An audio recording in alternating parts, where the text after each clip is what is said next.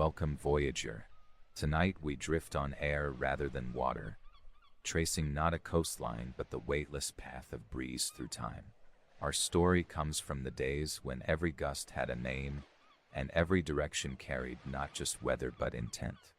The ancients, particularly the Greeks, did not speak of wind in terms of pressure gradients or low fronts. Instead, they spoke of Boreas, the cold one from the north, and Notus, the sultry breath of the south. To sail with or against a wind wasn't just meteorology, it was divine mood. And so tonight we sail not by compass, but by temperament. Before we set sail on whispering gusts and old myths, don't forget to like and subscribe if you enjoy these quiet voyages into time's geography. Drop your coordinates in the comments, your city, your bay, your breeze, and if there's a story from your wind-tossed coast, we might just feature it in a future tale. Now settle in. Let your thoughts fall away like dry leaves in an autumn draft.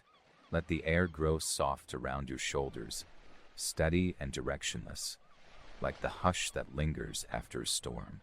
Inhale once more, as the ancients did, wondering not just what the wind brings, but who. Our story tonight begins in the craggy archipelago of ancient Greece, where the Aegean Sea meets sky, and the sky answers in gusts. Long before modern meteorology gave us names like cyclone and trade wind, the people of this region listened for something more personal. The winds were not faceless currents. They had identities, temperaments, and sometimes even temples. The Greeks believed the world was surrounded by elemental forces, and among them, the anemoi, the winds, were four of the most important. Each of the cardinal directions had its own deity.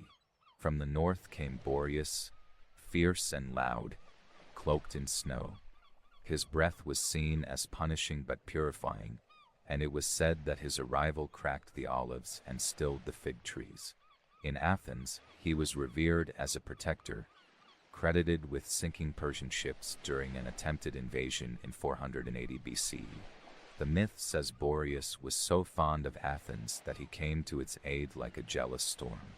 A small sanctuary, or temenos, was built in his honor on the banks of the Ilissos River, where offerings were left to win his favor, or at least his restraint. From the south came Notus, bringer of heavy summer rain and late harvest storms. His breath was damp and heady, known to spoil wine jars and swell the rivers that flowed into the Mediterranean. While he wasn't feared like Boreas, Notus was approached with caution. Mariners waited for his withdrawal before sailing. Farmers watched his coming like a final guest at the feast, one that might tip over the table. He was less personified than Boreas, but no less respected. The western wind, Zephyrus, was something different altogether. He arrived with spring, light-footed and fragrant. Associated with blooming fields and soft tides, Zephyrus was invoked by poets and sailors alike. He was gentle, reliable, and always on time. In Homer's Odyssey, Odysseus prays for Zephyrus to fill his sails, a quiet partner in long journeys. Artists often painted him with cheeks puffed in delicate breath, his arms wrapped around flowers, or embracing the goddess Chloris, with whom he was said to have birthed the blooms of spring. And from the east came Eurus, perhaps the least defined of the four. Changeable and swift, Eurus was a storm-bearer, sometimes helpful, often erratic. In literature, he arrives with darkening skies and abrupt departures. He didn't have a temple to his name, but he appeared in oaths and warnings. When a traveler vanished in the hills, it was sometimes said Eurus carried them into the clouds. These four anemoi were not abstractions. They shaped architecture, agriculture, and navigation. The Tower of the Winds in Athens still stands as testament. Erected in the 2nd century BCE, this octagonal marble tower once served as a combination sundial, weather vane, and water clock. Each of its 8 faces was dedicated to a wind, carved in relief. Boreas is shown as a bearded man in heavy cloak. Zephyrus as a youth scattering blossoms. It was a monument to observation and belief, blending science and story in clean symmetry. In many coastal villages, local winds were given nicknames that borrowed from these classical gods, or were folded into their identities. A sudden northerly gust might be called Boreas, regardless of its actual source. On the islands of the Cyclades, elderly sailors would still mutter that Zephyrus has not yet opened his eye, when the spring seas remained too cold for fishing. These were not just metaphors, but tools, ways of explaining what could not yet be measured. Roman mythology later adapted the anemoi into their own pantheon. Boreas became Aquilo, Notus turned into Auster, Zephyrus into Favonius, and Eurus retained his name. While the Romans were more interested in practical winds for military logistics and empire building, the poetic weight of the four persisted. Ovid describes Favonius as the breath that opens the buds of the trees.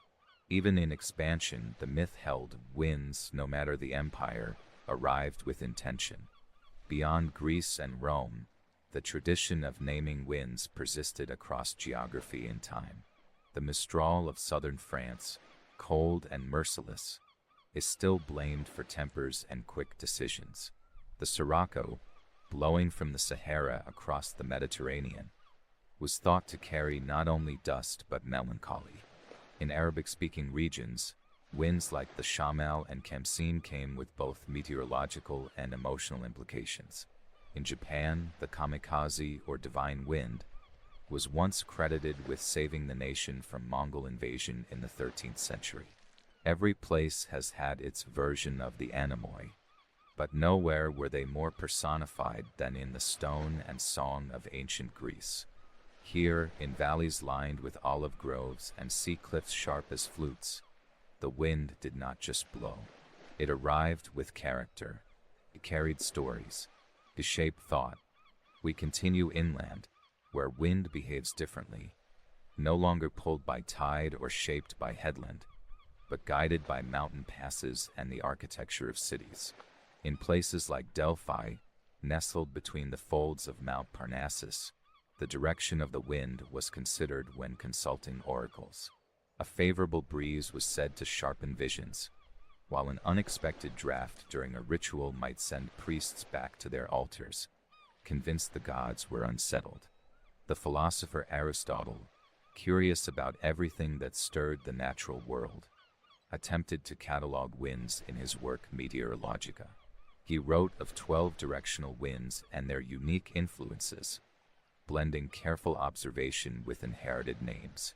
But even he admitted that wind defied certainty. It was a phenomenon that could be studied but never fully controlled. What mattered most, he suggested, was knowing how to listen. This idea of wind as something that could be heard as much as felt found its way into the sailing traditions of the Mediterranean. Greek ships, often square-rigged and shallow-keeled, were at the mercy of prevailing winds. Mariners memorized seasonal patterns, watching the sea's surface for signs. A choppy patch might signal a change. Gulls flying inland might suggest a storm, but it was often sound that gave the earliest warning. The whistling between sails, the low hum across the water's surface, the rustle through pine near the shore, these were cues passed between generations.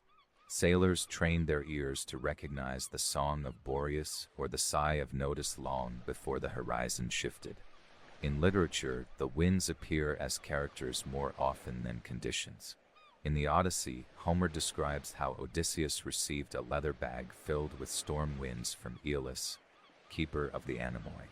Only the gentle Zephyrus was left outside to guide him home. But curiosity undid the gift. His crew, thinking it gold, opened the bag, releasing the trapped gales. The resulting chaos drove their ship off course. This tale, while wrapped in myth, carried a real warning. The winds may be friendly, but they are not to be trifled with. In later retellings, Aeolus was sometimes said to live in a floating island. Forever surrounded by storms he tamed with rope and command. His island was described in different ways, sometimes volcanic, sometimes forested, but always unreachable by ordinary men. A metaphor, perhaps, for the unknowable nature of weather itself. As Rome inherited the seas, its navigators adopted and adapted these traditions.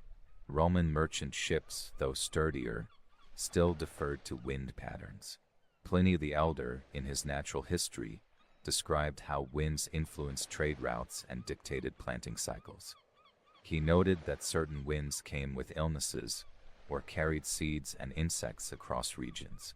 Some ships, he warned, should not attempt certain voyages during the time of Auster, the southern wind, for it could bring heavy, blinding rains. This was not superstition, it was hard-won knowledge passed down through observation and repetition. Mapmakers of the time, especially during the Hellenistic and Roman periods, began inscribing wind roses onto their charts, compasses without magnets, just etched directions named for the anemoi. These diagrams didn't just guide sailors. They helped scholars align temples, construct cities, and even plan battles. To turn your face to the wrong wind was to risk more than discomfort. It was to risk disaster. Even inland, wind had presence. In Thessaly, windmills were designed not just to harness force, but to rotate with seasonal change. Farmers would paint one blade white to help mark direction during storms. Wind was a clock, a calendar, a messenger. And when Christianity spread across Europe, the personified winds faded somewhat, but they did not disappear.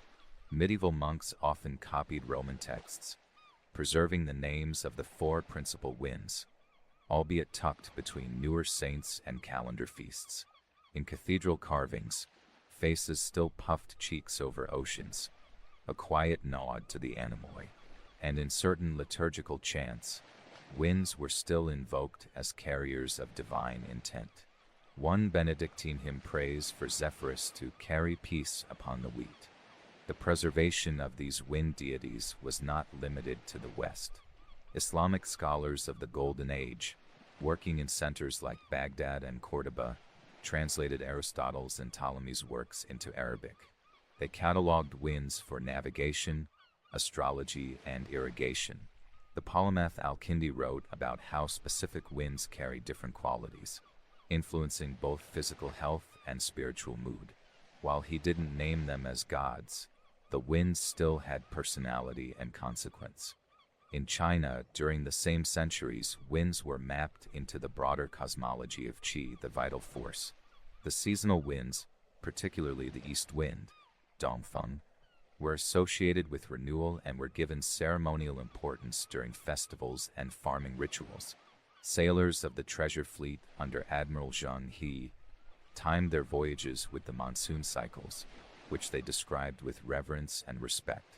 The Indian Ocean's mousom winds were not only predictable, they were welcomed like royal guests, their arrival marked with chants and offerings. But no matter the culture, the common thread remained. Wind was more than weather, carried meaning, direction, voice. In some Aegean islands, this personification lingers still. Old men sitting in cafes may mutter that Boreas is angry today. When shutters rattle unexpectedly, children are taught not to whistle at night, lest it awaken Zephyrus. Tourists might see this as charm or folklore, but those who've lived there long enough understand it differently. When you grow up in a place where wind reshapes cliffs and determines when boats return, you learn to listen as if it's speaking directly to you. Even the language remembers. In Greek, the word for wind, anemos, is rooted in breath. It is where we get the term anemometer, the tool that measures wind speed. But before the tool, there was only the ear and the name and the story. Tonight, the winds have quieted. There is no Auster tugging at your window pane, no Boreas howling down the chimney, just the steady exhale of the present, a piece the ancients would have called a gift from Zephyrus. Our story tonight now drifts to the cliffs of southern France, where in the 18th century, a series of caves were discovered near a place called Gargas. Etched onto the walls were handprints, animals, and symbols whose meaning was long debated. But there, carved subtly among the lines, was a spiral that many believe represented wind. Not the shape of it, but its motion, a movement remembered by those who lived in landscapes shaped by breath and gust. Before language, before writing, the wind was drawn as a swirl, traced in ochre. Thousands of miles away, in the Sami regions of northern Scandinavia, wind is still something to be called for, not merely forecast. Reindeer herders use drums to speak to it, asking it to shift, to clear fog, or to slow a coming storm. The direction of wind determined the rhythm of migration, the position of camps, even the choice of song. A northerly wind might require one chant, a southerly another. It wasn't superstition, but memory, woven into rhythm. Likewise, in Polynesia, the master navigators of the open Pacific gave names not only to the stars, but to the ocean's many winds. On islands like Satawal or Puka Puka, there was no single word for wind. Each direction brought a different word, and those winds carried the identity of voyages. A journey wasn't from island to island. It was from the land of the western wind to the home of the sunrise gust. Even today, oral chants recall which wind will lift a canoe and which will press it flat. These chants, passed through generations, were not poems, but instructions. One such wind, called Moanui, was known to rise quickly near certain coral atolls. It was fast, dry, and quiet, ideal for cutting across the open sea. But if it arrived too late in the season, it could push a sailor too far west, to where the stars became unfamiliar. It was said the great navigator Maupielug once waited 7 extra days on land, refusing to leave until Moanui's touch was on the trees, not the waves. When he did depart, he reached his destination with just enough water left to speak of the journey. In North Africa, the sirocco is still feared and admired. This hot, dusty wind from the Sahara can sweep across the Mediterranean, turning skies yellow and warming cities overnight. Ancient Berber traders called it the lion's breath, and believed it arrived when the desert remembered something. Farmers along the coast of Tunisia would trim olive branches in anticipation, not to protect the tree, but to test how the wind bent the leaves. A sudden twist meant the sirocco would last longer than usual, and extra stores of water would be needed. Meanwhile, in Japan, the wind took on a spiritual clarity. The kamikaze, or divine wind, was named after the typhoons that repelled Mongol invasions in the 13th century. Whether coincidence or weather, those storms became part of national lore, believed to have been summoned by ancestral forces to protect the islands. Shrines were later built near coastal cliffs, where wind chimes were hung not just for their sound, but to carry prayers into the air. The chimes were tuned to certain pitches, thought to resonate better with specific winds. Some still hang today, rusted and soft with time, but moving just the same. Back in the Mediterranean, the Tower of the Winds in Athens still stands. Built in the 1st century BCE, this marble octagonal structure was topped with a weather vane in the form of Triton, and each of its 8 faces was carved with the personification of a wind. It wasn't merely decorative. The tower housed one of the world's earliest water clocks and sundials, with each side marking both time and wind. In this way, time flowed with the air, and measurement became part of motion. It's easy to forget, in our climate-controlled interiors, just how intimately people once lived with the wind. Not just noticing it, but depending on it. Before engines, before steam, before satellites and forecasts, wind was both map and compass, both warning and companion. Today, many of those ancient names are gone from our weather reports. The anemoi are no longer summoned, and the spirits of wind do not appear on satellite imagery. But some knowledge lingers. Sailors still learn to read clouds and flags. Pilots still respect the crosswind. And in poetry, In lullabies, the wind remains a bearer of change. Somewhere tonight, there is a kite straining at its string, a weather vane turning with a gust that was born 3 days ago over some forgotten hill. Someone is standing on a balcony, eyes closed, letting the breeze stir their thoughts. And perhaps someone else is sleeping, half dreaming of voices on the wind, hearing in them old names like Zephyrus or Notice, carried quietly forward through time. So let your breath move gently, like a forgotten draft through long grass. Let the blankets rise and fall with the same rhythm as sails, soft and slow. Tonight we do not need a compass. The wind, ancient and familiar, will know the way. Thank you for traveling with me tonight, voyager. May the breezes be kind wherever you are.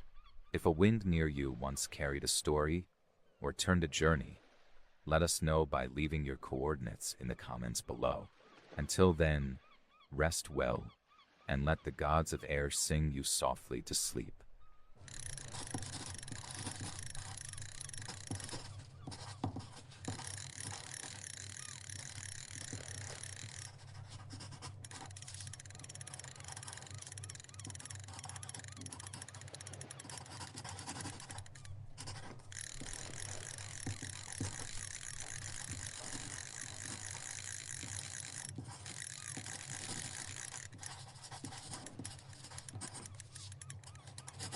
Welcome back, Voyager.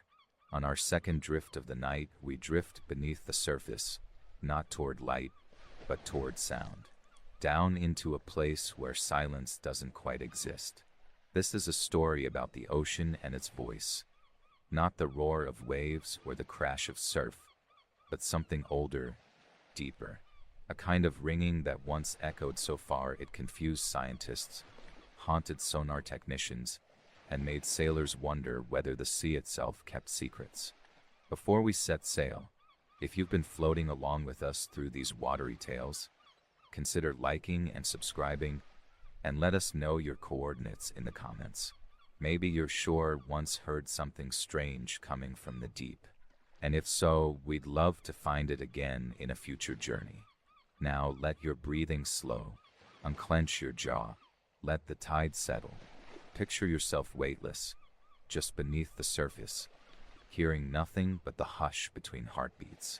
Let everything else fall away, and listen. Our story tonight begins in the quietest place on Earth, the deep ocean, far beneath the rolling surface, where light cannot reach and pressure folds even metal. Sound moves in strange ways. Here, in a narrow band known as the SOFAR channel, short for sound fixing and ranging, sound can travel for thousands of kilometers without fading. It's a layer where water temperature, salinity, and pressure align just right, creating an acoustic corridor that wraps the globe. Think of it like a tunnel not made of stone or earth, but of physics. In this corridor, whales sing across entire oceans. Submarines whisper and are heard half a world away. And sometimes things ring. The first time we heard the ocean chime was by accident. In the 1960s, during the height of Cold War surveillance, hydrophones, underwater microphones, were strung along the seabed to listen for Soviet submarines. These cables caught everything: whale song, undersea landslides, volcanic eruptions. But they also caught a tone no one expected. A low, harmonic echo that rang out for minutes at a time, sometimes repeating days later. It was deep and resonant, almost musical, and unlike anything the engineers had logged before. At first, they assumed it was man-made, a new kind of vessel or an unknown beacon. But no known technology matched the sound's pitch or strength, and it was always faint, not loud like a sonar ping, but broad, humming through the water with the patience of a bell swinging in slow motion. Later, the Navy released parts of these recordings to civilian researchers, and the mystery deepened. The chime wasn't constant, but it was consistent, and it traveled. One tone could ripple across entire ocean basins. This wasn't myth, it was recorded fact, and the deeper researchers listened, the more they heard. Strange pulses, mechanical hums, rhythmic tones that seem to echo from undersea ridges, trenches, and sometimes from places with no obvious origin at all. One sound, later nicknamed the bloop, was recorded in 1997 off the southern Pacific and was so loud it could be heard by sensors more than 3,000 miles apart. For a time, some speculated it came from a giant undiscovered creature, but later analysis traced it to icequakes, massive blocks of ice shifting and cracking under pressure in Antarctica. That explanation answered the source, but not the tone. Because here's the thing, many underwater events create sound, but only a few make music. That's what intrigued oceanographers. Some of the undersea tones weren't just bursts or crashes. They were shaped. They had rising pitches, falling harmonics, and sometimes even rhythm. In 1991, researchers off the coast of Japan recorded what became known as the slowdown, a strange, descending tone that lasted over 7 minutes, as though something enormous had groaned through the water and drifted into silence. Years later, they matched the sound to an iceberg running aground. But the noise wasn't what anyone expected from such a collision. It was too slow, too clean, too much like a drawn-out note, as if the ice and sea had agreed to make music instead of chaos. In another case, hydrophones captured what scientists call harmonic tremor, a sustained seismic tone produced by volcanic activity beneath the ocean floor.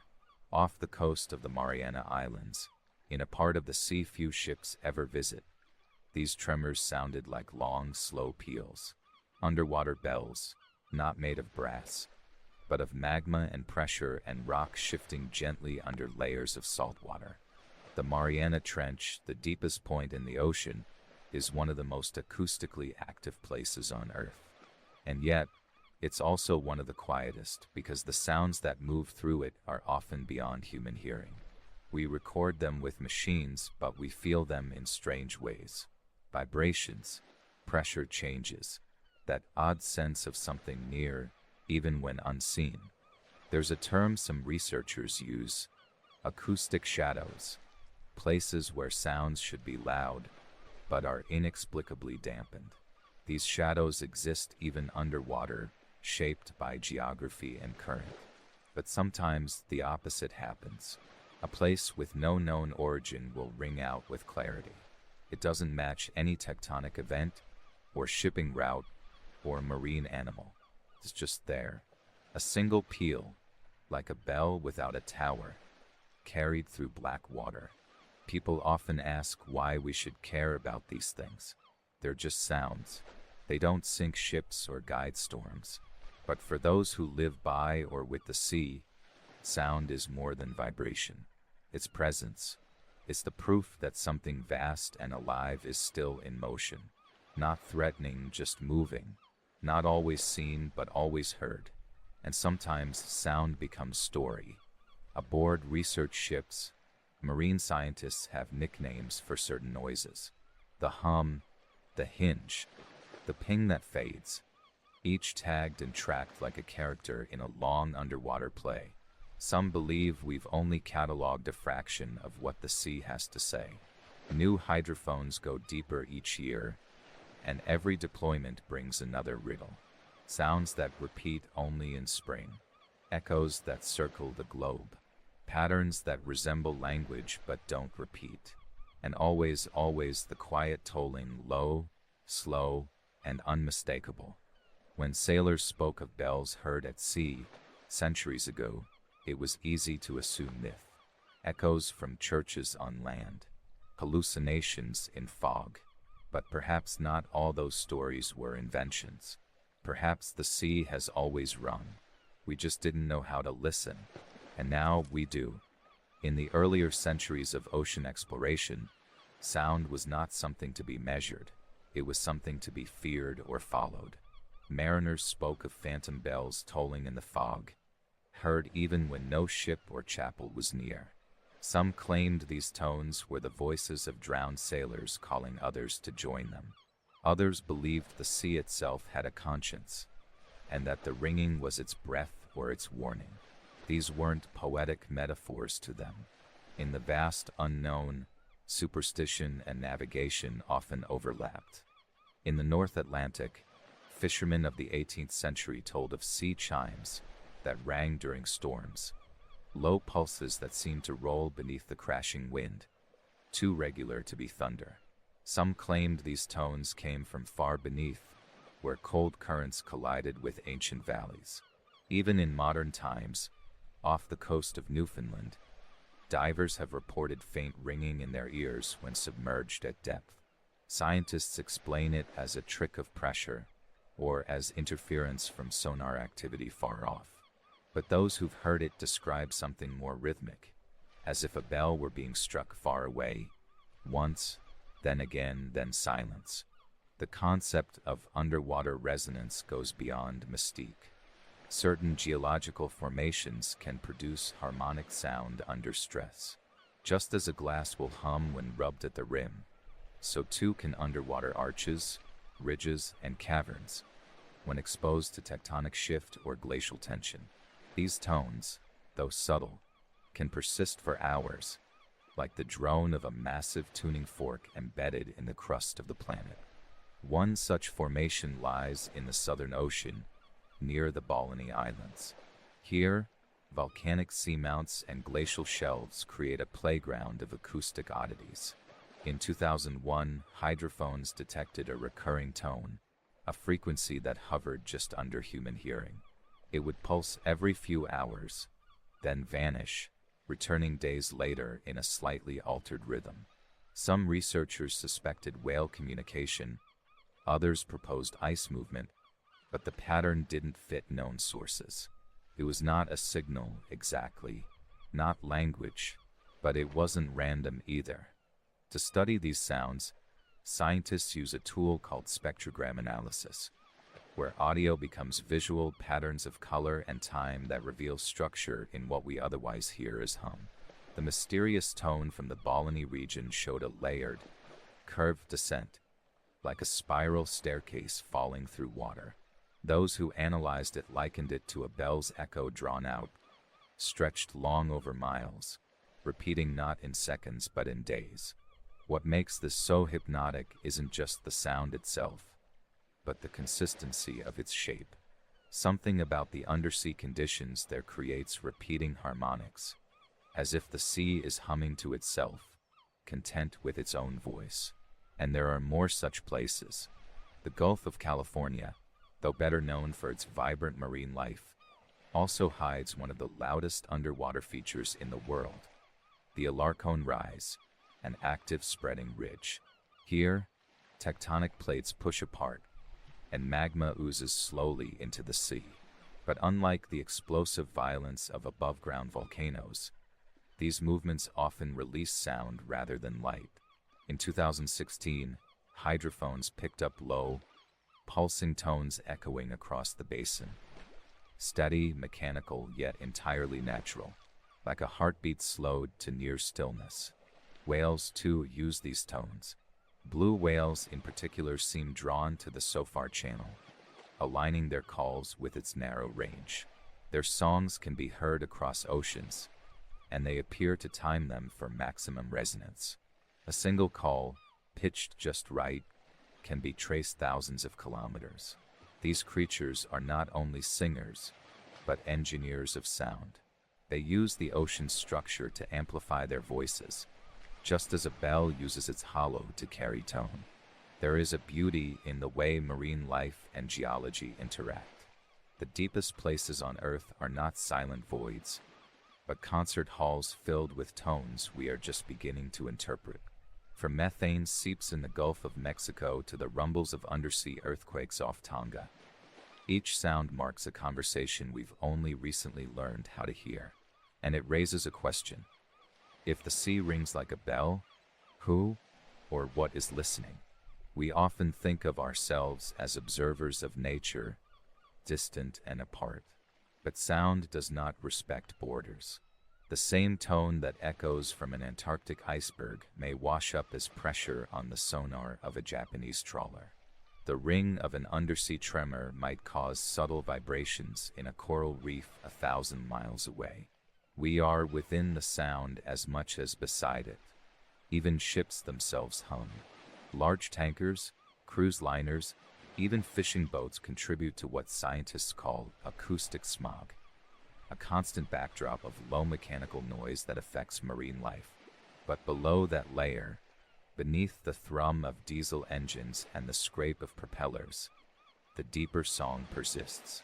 It is older, quieter, and more regular.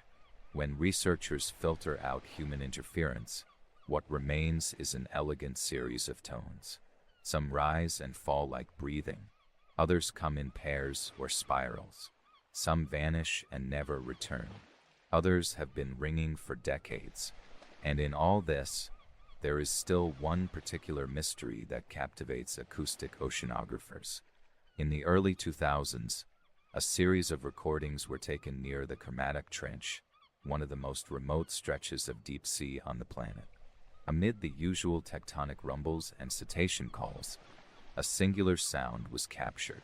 It lasted only 11 seconds.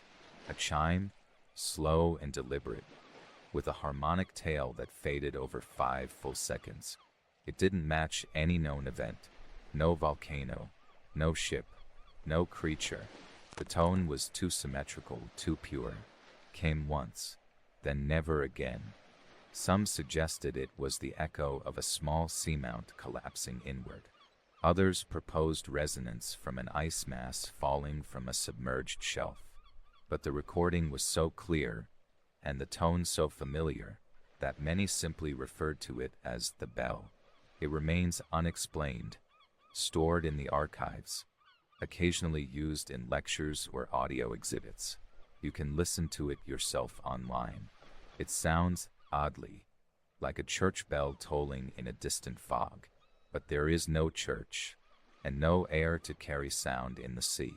Only pressure, only vibration. What makes a bell, after all, is not the metal, but the silence it interrupts. And by that measure, the ocean has thousands of bells, ringing in places we've never seen. Some strike once, then disappear. Others, like the shifting ice of Antarctica, keep tolling, each crack and groan echoing through the great corridors of the deep. Even now, oceanographers are still deploying new hydrophone arrays, trying to map these events with greater clarity. They dream not just of cataloging every sound, but of creating a kind of underwater library, an atlas of tone. A place where each trench, each ridge, each seamount has its own acoustic fingerprint, a cartography not of shapes, but of sounds. And it all starts with listening. Our story continues beneath the surface, where darkness is not emptiness, but density, and the only direction is toward the source of the sound. In these underwater realms, navigation has never depended solely on light. Fish with pressure-sensitive organs feel the pulse of nearby movement, and whales align their songs with the bends of the current, using echo and delay to gauge both distance and depth. Even invertebrates, like squid and jellyfish, respond to certain frequencies with flight or stillness. The sea does not ask that you see, it asks that you listen. One of the more curious episodes in oceanic acoustics came in 1997, when the National Oceanic and Atmospheric Administration recorded a strange, low-frequency sound in the Pacific Ocean. It was loud enough to be heard over 5,000 kilometers away, yet its origin could not be confirmed. The sound rose quickly in frequency and then faded. It lasted only about a minute and was named, quite simply, the bloop. At first, its volume and range led some to wonder if it might be biological, possibly the call of a creature larger than any yet known. That speculation was brief and quietly passed into pop folklore, yet the mystery retained its charm. Later studies suggested it was likely the noise of an icequake, a massive crack in a glacial shelf echoing outward underwater. But the moment revealed something broader, that the ocean's voice could be heard at global scale, and that a single sound, far from any coastline, could ring in all directions like the toll of a distant bell. The ocean, after all, is not silent. It is filled with the grinding of tectonic plates, the crackle of ice, the pulses of fish, and the long, slow groans of pressure moving through trenches and ridges. Sound travels more efficiently through water than air. At certain depths, in certain bands, it can circle the globe. The Sofar Channel is one such highway, an acoustic duct in the ocean's middle layer that traps sound and lets it run flat and far, uninterrupted by surface chop or seafloor rise. During the Cold War, the U.S. Navy used this channel to detect Soviet submarines from great distances, their propellers revealing their locations in long, slow arcs of tone. But even as weapons and ships learned to move more quietly, the ocean's own sounds could not be hushed. Ice continued to fall. Plates continued to shift. Whales continued to sing. The bell kept ringing.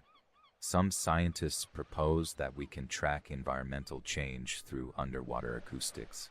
A rise in ocean temperature alters the speed of sound. A shift in salinity changes how a tone bends or echoes. By mapping long-term changes in natural ocean noise, we can trace climate shifts, glacial retreats, even changes in migratory paths. It is a kind of listening that requires no words. The planet hums and we begin to understand the pitch. But outside the realm of science, the sounds still carry folklore. In the Philippines, there is a belief among some coastal communities that when the sea sings late at night, it is remembering. The sound of a distant bell, they say, might be the warning of a storm not yet formed, or the farewell of a boat lost long ago. These stories aren't meant to compete with instruments and data. They serve a different memory, a kind of emotional cartography. In Iceland, too, the sea is believed to carry voices. The ringing of rockfall into the fjords, the slide of ice along basalt cliffs, even the call of gulls above, each has its meaning. And to the trained ear, they say, one can tell the shape of the land by how the echo returns. Fishermen used to say they could tell which bay they were in by the way their oars sounded against the hull. Even in modern submarines, the principle remains. Sonar operators spend years training to hear difference in tone, between rock and metal, between wreck and reef, between silence and something just beneath it. The most skilled among them speak of the sea's voice not as noise, but as character. The Mariana Trench has a drawn-out tone, slow and low. The Arctic shelf crackles like fire under glass. The mid-Atlantic ridge pulses with a mild stutter. Each place has a soundscape, and some have ghosts. In 1943, a German U-boat patrolling near the Azores reported hearing an underwater bell at regular intervals. For tolls, then silence. The captain noted it in the log, assuming it was a trick of sound from a nearby convoy. But no ships were within range, and the bell continued even as the submarine shifted position. After the war, Allied records revealed no transmission or minesweeper activity in the area. The sound was never explained. Could it have been volcanic activity, glacial ice breaking in the north, or perhaps a reef collapsing gently, grain by grain? The ocean does not offer transcripts, but maybe it doesn't need to, because somewhere in the sea, right now, a chime is forming. Perhaps it's a crack in an Antarctic glacier that will echo in the Sofar Channel for weeks. Perhaps it's a whale adjusting its call to thread through thermoclines. Perhaps it's the groan of a tectonic plate shifting imperceptibly, but undeniably. These aren't just noises. They are fingerprints of motion, memory, and time. And so we end tonight not with silence, but with the awareness that silence at sea is only what we haven't yet heard. That deep in the trenches or far beneath the ice, or just behind the next ridge of current, something is always singing. Slowly, carefully, like a bell, swinging gently in water, calling out across the vast dark hall of the sea. If you listen closely, in the spaces between your breath, you may still hear it, not in fear, but in calm. Rest now, voyager, in the knowledge that the oceans never sleep. They only ring slower, deeper, softer than we remember to notice. Let the sound fade gently, like a wave returning to the deep. Let your thoughts drift with it and feel the stillness settle. Good night.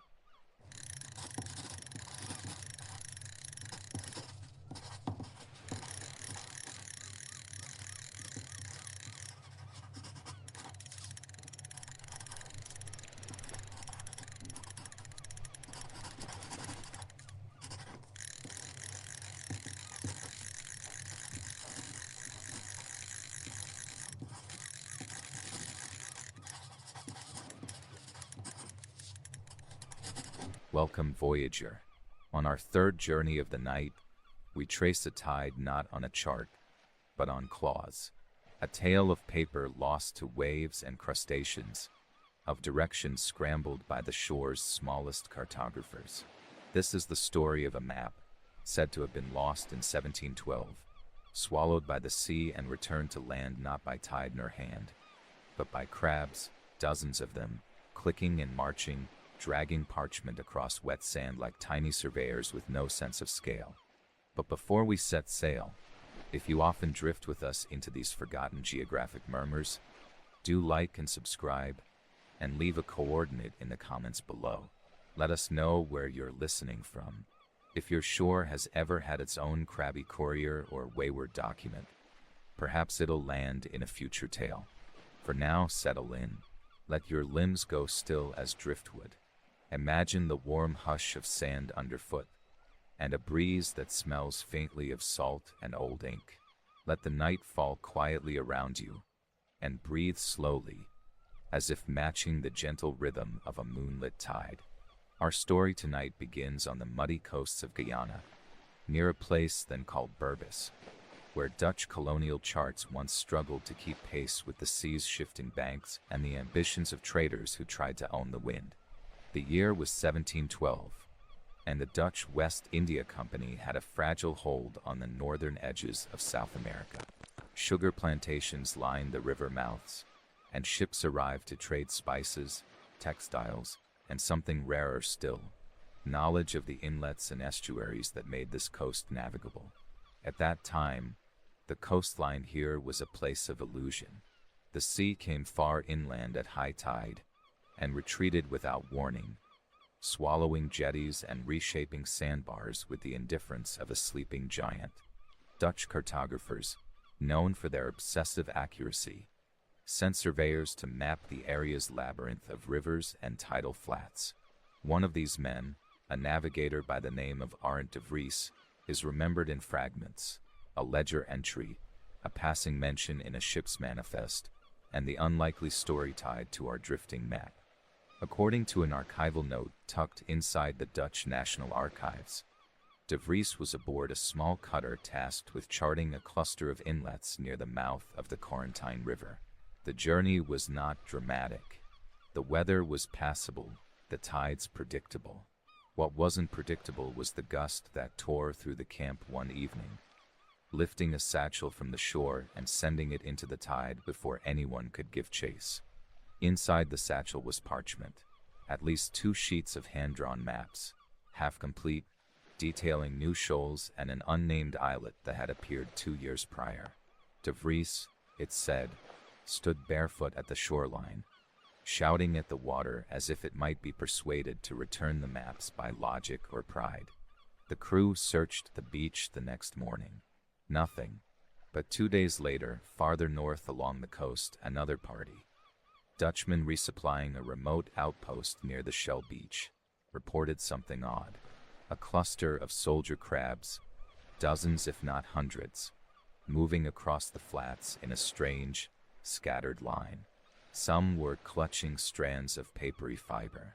A few were dragging something larger with edges softened by brine. A sheet of vellum, marked with faint ink, grid lines, compass rose. By the time the sailors gathered the scraps, most were torn or pierced. Crabs, after all, are not delicate handlers of historic documents.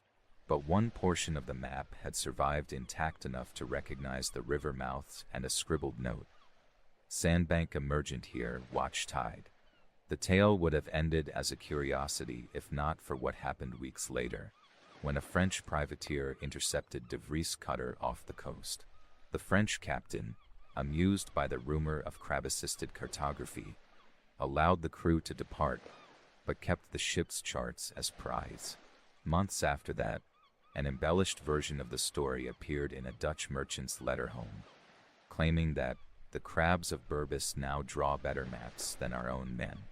Whether the tale was true or a moment of gallows humor turned into legend, it stuck.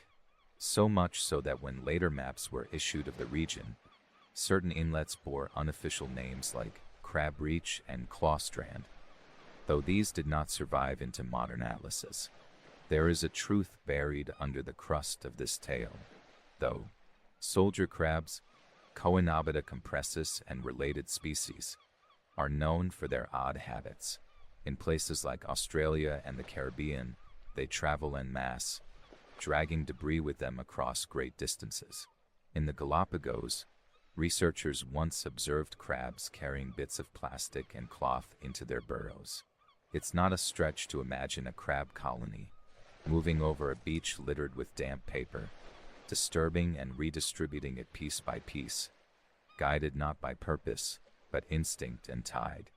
In 2006, a biologist named Stefan Gruber published a study in Marine Invertebrate Behavior noting that soldier crabs in Suriname displayed an odd affinity for fibrous materials, even dragging leaves or seaweed to reinforce their hiding holes.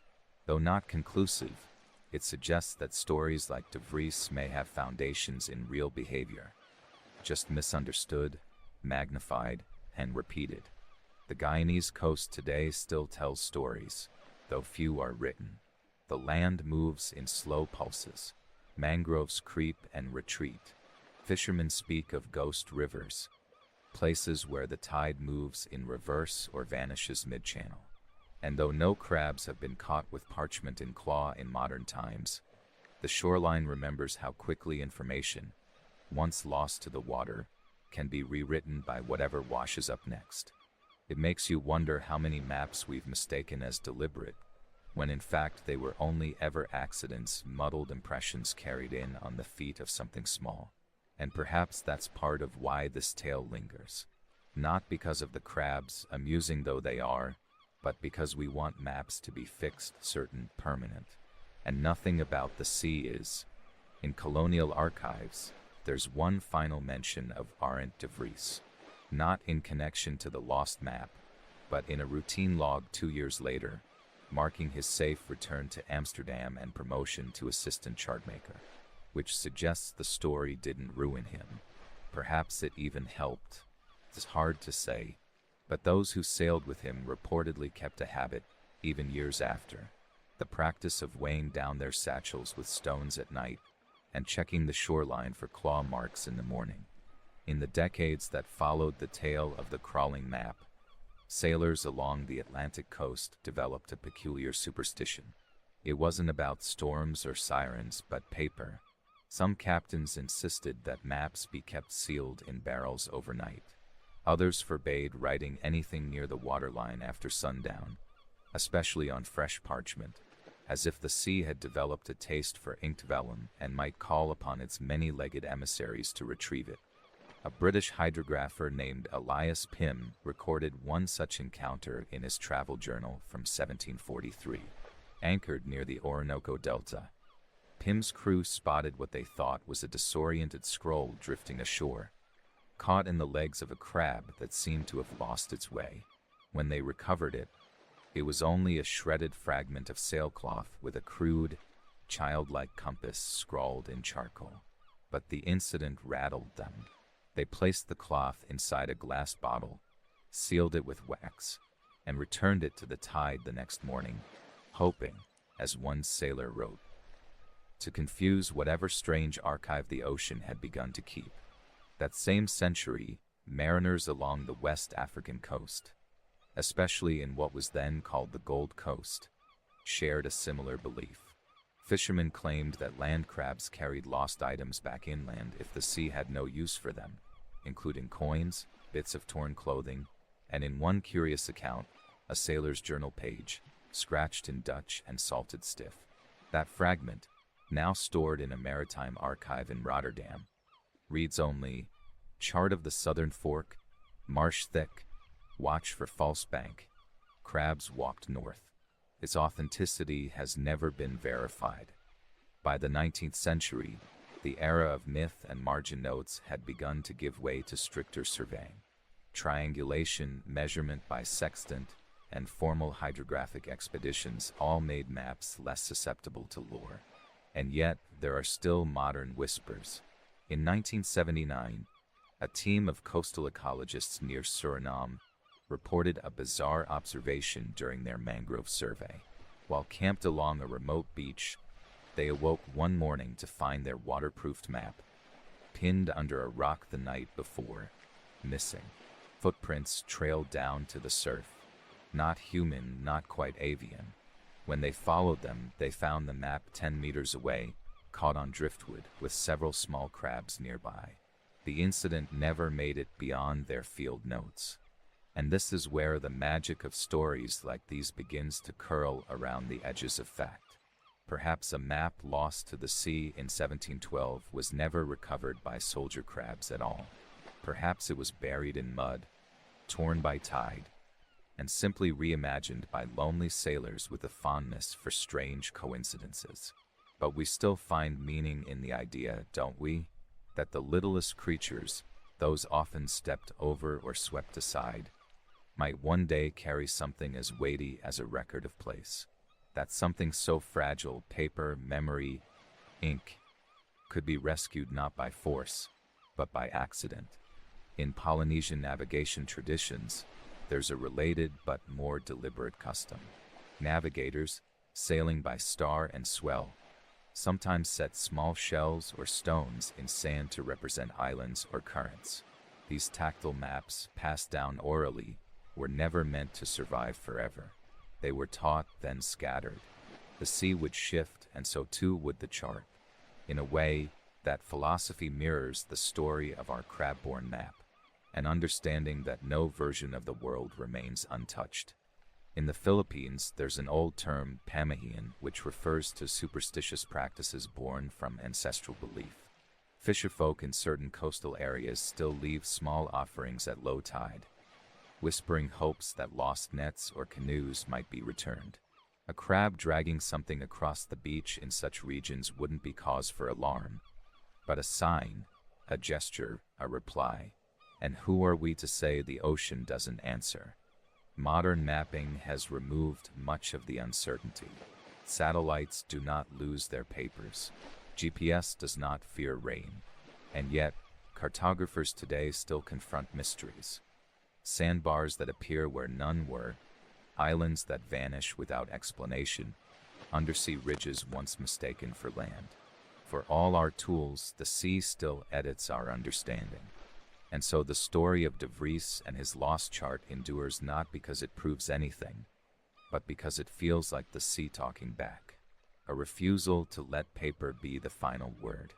In Guyana today, especially along the muddy mangroves near Shell Beach, soldier crabs still scuttle by the thousands. They lift debris in their claws, dig their burrows with the patience of tide-worn time. And while they are no cartographers, no custodians of inked knowledge, they do carry something: movement, pattern, instinct, the quiet choreography of the shore. Picture it for a moment. The sun barely risen, a breeze shifting through salt-stained leaves, and there, crawling across a strip of wet sand, a cluster of creatures, as if called to rehearsal, each one lifting something from the beach: twigs, leaves, a coin perhaps, or maybe, just once, the softened corner of a hand-drawn chart, a map of what we almost knew. Perhaps the most meaningful maps are the ones we never quite finish, the ones written, then erased, the ones stolen by wind or claw, only to reappear in pieces, where we least expect them. Not precise, not complete, but alive with motion. Our story nears its end now, soft as the tides return. But before we close the chart on this tale, let us pause to consider what a map truly is. Not the thing itself, but the idea behind it. Maps are promises of place. They are memory arranged in shape, time measured in distance, and longing scribbled into direction. Some show what is, others what was, and every so often, a few whisper what might be, if one were only brave or foolish enough to believe them. In 1913, an antiquarian map dealer in Port of Spain acquired a damp scroll of parchment wrapped in oilcloth and twine. It had been brought in by a local fisherman, who claimed his grandfather found it buried near a mangrove clutch decades earlier. The chart, aged and curled at the edges, bore no title, no signature. But on it were strange, looping coastal outlines and a penciled margin note in archaic Dutch. Weggebracht door Klon, carried away by claws. No one could ever verify its age or origin. The dealer hung it on the back wall of his shop, between an 18th century Caribbean port plan and a reproduction of the Mappa Mundi. When he died, it disappeared, sold with a bundle of forgotten charts to a buyer who never came forward. Years later, in a quiet archive in The Hague, a historian cataloging maritime folklore would come across a record that mentioned the 1712 incident again, not in a naval dispatch, but in the private correspondence of a Dutch officer stationed at Fort Zeelandia. The letter read, in part, "The paper lost in the bay was not of much concern, save for the laughter it provoked when the beasts returned it, crumpled and clawed. It seemed even then, among officers and sailors, the tale had been more of a curiosity than a crisis, a passing oddity to mark in the margins of memory. We do not know what the original map contained, whether it detailed a shallow inlet, a hidden cove, or simply marked a minor correction to a coastline no longer recognized. What we do know is that it vanished and then somehow came ashore again, at least according to those who remembered. And sometimes memory is the more durable ink." Across the Atlantic in Senegal, griots, oral historians, tell stories of fishermen who drop stones into the surf while calling the names of their ancestors. Each stone, a point on an invisible map, charting the passage of family, storm, and song. No paper, no ink, but the shape of the world still held in hand. In this way, a map may also be a gesture, a ritual, a rhythm traced in tide. In Micronesia, navigators still speak of stick charts, those lattices of palm fiber and shell once used to read wave refraction and current direction. These maps weren't carried in satchels or locked in chests. They were learned by touch, remembered through feeling, and never taken to sea. They trained the body to know, rather than the eye to see. In a world where wind shifts and water breathes, the best maps were the ones you carried inside. In the same breath, the story of the soldier crabs is not one of loss, but return, an accidental retrieval, a comedy of tide, and perhaps a quiet suggestion that the sea too keeps a record, one not bound in leather or catalogued in drawers, but scuttled and scattered, occasionally brought back ashore by claws that never knew the value of what they held. By now, voyager, the tide in your own room may have softened. The lights dimmed. Perhaps you can hear a soft rustle or creak in the corners of your evening. Not the sound of paper, but maybe of something small shifting nearby.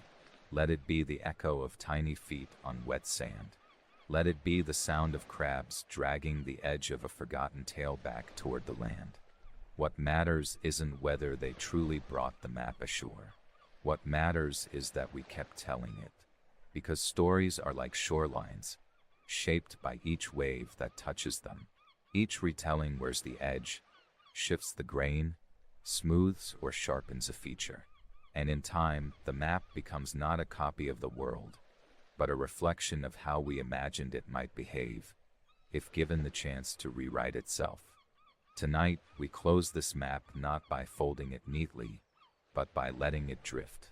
Let it ripple once more, out across the dark waters, where soldier crabs still march in clusters and the tide rehearses secrets.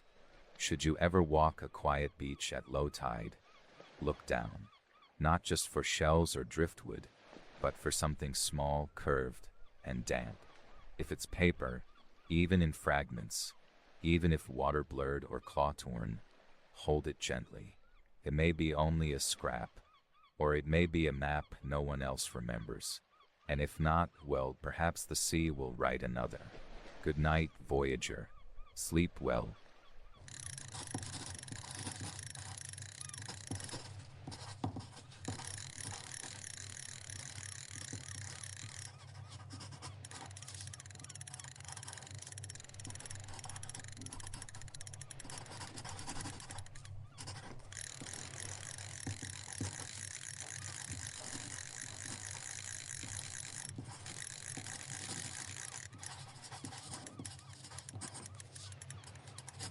Welcome once again, voyager.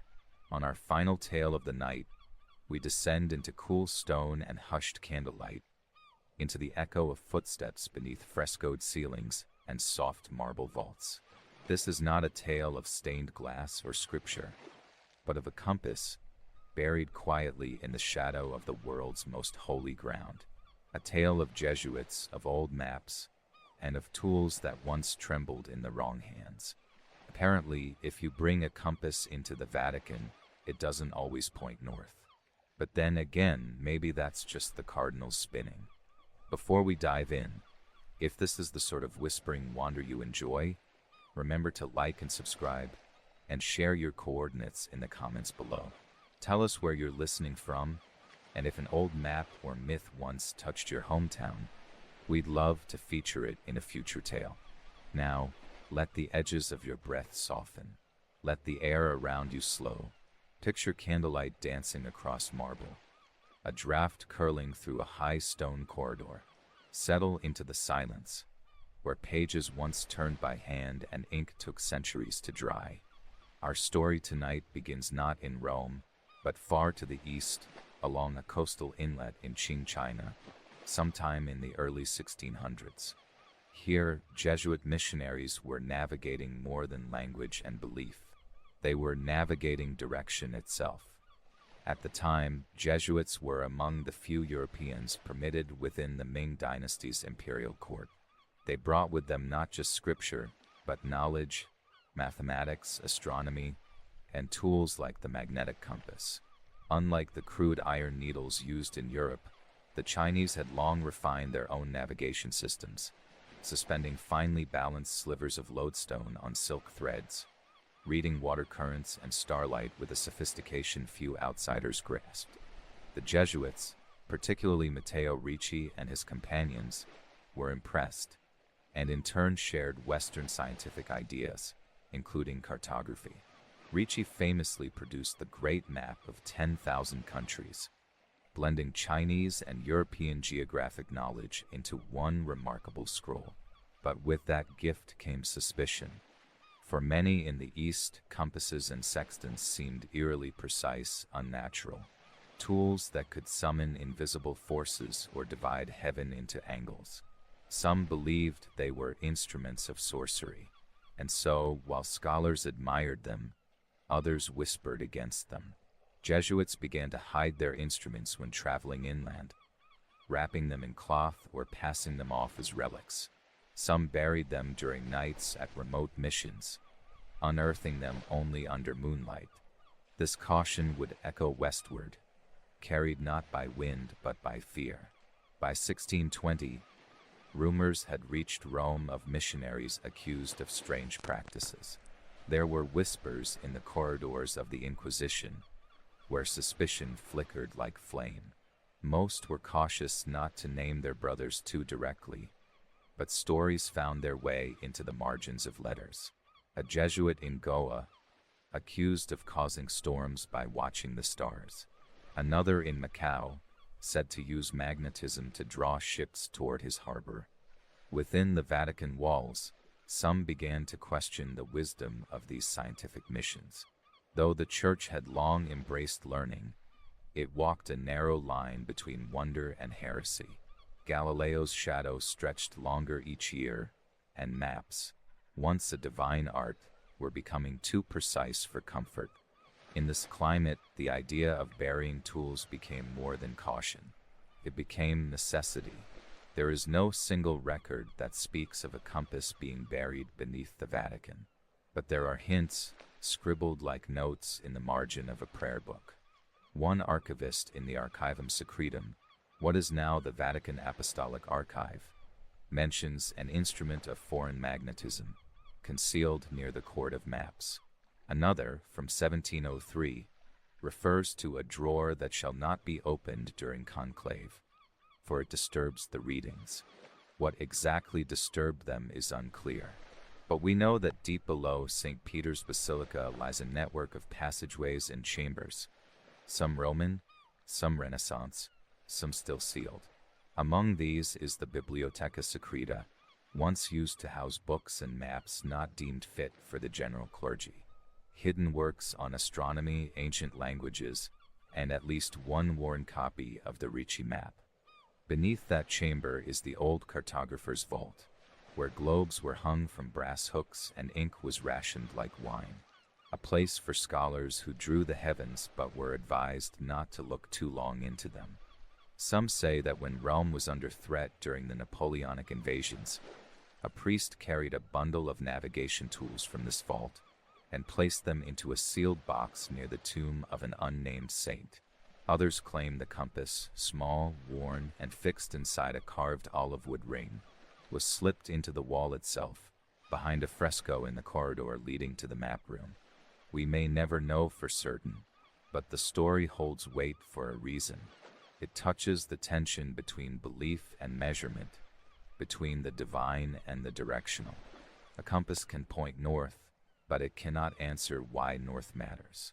For the Church, this question was everything.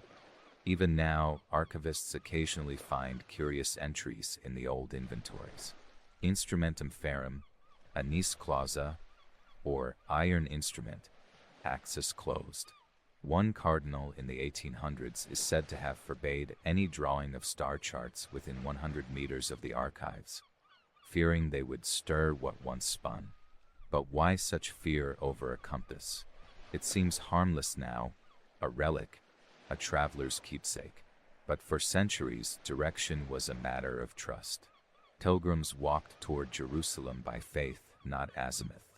Sailors set course by stars, but prayed with each sunrise.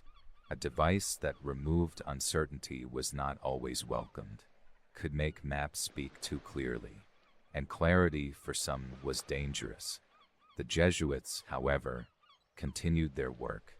They mapped coastlines in Japan, charted rivers in Brazil, and even predicted eclipses in India. Their maps were careful, but so were their hands. A compass might be kept beneath robes or behind altars, wrapped in linen beside crucifixes.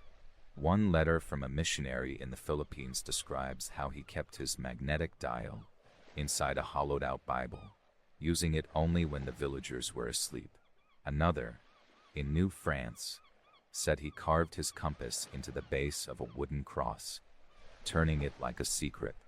It was never about magic, only safety, and yet the fear persisted. It lingered in corners, in the way some priests refused to touch maps with metal pointers, using feather quills instead. In how certain churches would not allow compasses near relics, as if magnetism might draw out spirits or disturb the dead. So, buried or not, the idea of a compass beneath the Vatican is a story of caution, of how belief and measurement shared the same halls, but often passed one another in silence. We now drift forward, carried not by tide, but by parchment. By the 18th century, the Vatican had begun collecting maps more aggressively, building one of the largest cartographic archives in Europe. These were not only religious in purpose, but political, scientific, and strategic. And among these shelves, behind red velvet ropes and gilded lockets, a particular map was once found. It was small, no more than a foot in width, its ink fading and hand-labeled in a script that straddled Latin and Portuguese. Across its top was the title Porto de Exilio, Port of Exile. No such place could be located, no coordinates matched, no coastline confirmed. But in the margin of the map was drawn a simple compass rose, far more detailed than the coastlines themselves. Around it, etched in brown ink, were phrases that hinted at its origin. Drawn in the east, corrected beneath vaults, points only when iron is silent, to be used without moonlight. Archivists dismissed it as fiction, the product of some over-imaginative missionary. But there was another note on its back, almost invisible against the parchment grain. Instrument buried, not destroyed. West Corridor, beneath Saint Longinus. The statue of Saint Longinus, sculpted by Bernini, stands inside St. Peter's Basilica, spear in hand, eyes uplifted in revelation. Beneath him lies a passage, once used for processions, now largely closed. Some believe this is where the hidden compass lies. Others think it was a metaphor, a poetic cipher. But the whispers remain. One archivist in the 1930s reportedly went looking. He had spent years cataloging lost instruments and had grown obsessed with the silent axis, described in old letters. One evening, long after curfew, he crept into the West Corridor with a small oil lamp. A guard found him hours later, staring at the floor beneath Longinus, muttering about the pull and how it didn't point here. He left the archive shortly after. Nothing more was written. It's worth noting that the Vatican is not alone in its relationship with compasses. Across history, many cultures treated direction not as fact, but feeling. The Maori navigators of the Pacific felt current pressure through the soles of their feet in hollow canoes. The Tuareg of the Sahara read wind shifts and shadow lengths, mapping deserts by scent and heat. The early Arabic Qibla finders used astrolabes to determine prayer direction, aligning belief with the stars. A compass, in this sense, was not merely mechanical. It introduced certainty into a world once interpreted by intuition, ritual, or memory. To bury one was not just an act of secrecy, but perhaps reverence, a way to let mystery remain. Back in Rome, some stories say the hidden compass was eventually unearthed during restoration work in the 1950s, when engineers stabilized the corridor foundations. A small box was found within the wall, wooden, olive-toned, with iron clasps rusted to powder. The records of what was inside are vague. One mentions a dial suspended in glass. Another, more cryptically, notes axis recovered, orientation corrected. Yet no object from that excavation appears in any museum. No photo was ever published. Only the corridor was sealed once more, its stone restored as if nothing had passed. And still, within Vatican halls, compasses are rare. Even today, visitors to the cartographic wing are asked to check metal instruments before entering. Not officially, of course, but docents have been known to gently request it, smiling, never quite explaining why. It may be symbolic, or it may be memory, passed quietly down through generations of librarians and monks. A rule that began with fear and ended in tradition. What we do know is that navigation, for the Jesuits and their contemporaries, was never just about geography. It was about time, theology, and the shape of thought. To orient oneself was to define one's place in a creation too vast to map completely. In this way, compasses were not feared because they were precise, but because they revealed how far we still had to go. One final document may hold a clue. It's a letter from a Jesuit scholar to his brother, dated 1712, written from the Collegio Romano. The scholar had just returned from a mission to the Indies and brought back several instruments, including a star compass, said to realign itself during storms. He writes, I placed the device beneath the maps of the saints, where none shall question its spin. It now rests beside the heart of the world, hidden but turning still. The Collegio Romano sits only a few minutes' walk from the Vatican, and its archives are equally vast. Some researchers believe the compass was stored there, not buried at all. But again, nothing has been confirmed. Perhaps it is better that way. Some stories should remain slightly ajar, like old cabinets in a candlelit library. Doors that don't close, drawers that squeak when opened too far. They invite curiosity, yes, but also caution. And so we leave the corridors now. Let your breath soften once more. Picture again the glow of old lamps across polished stone. Imagine the hush of pages turning in vaulted silence, a whisper of direction wrapped in wood and tucked between the sacred and the scientific. The compass, wherever it may rest, has long since stopped spinning. But the question it carried still circles slowly, like incense in the dark. Our story now winds gently toward the present, not in haste, but in hush. As silence deepens through the halls of the Vatican, another layer of mystery emerges, one written not in Latin or Greek, but in the shape of the building itself. The Vatican is not simply a center of faith. It is a compass in stone.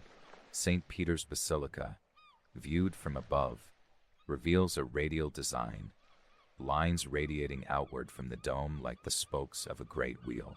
Some scholars, long fascinated by sacred geometry, believe the placement of chapels, niches, and corridors reflects not only symbolic symmetry, but directional knowledge encoded in architecture. A compass, they suggest, was never buried, it was built.